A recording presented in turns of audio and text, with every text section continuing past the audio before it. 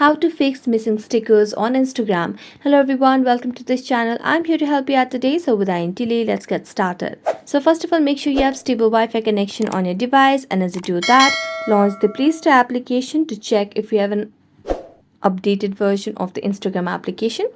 So let's search for Instagram over here. And as you can see over here, there's no option of update, which means we have the latest version of Instagram application.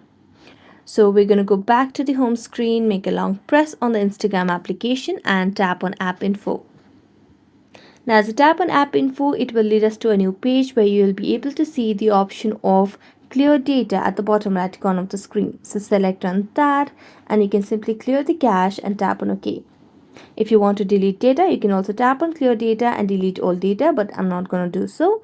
So after this, you can just relaunch your Instagram application and this might definitely help you out. So thank you so much for watching this video. See you next time.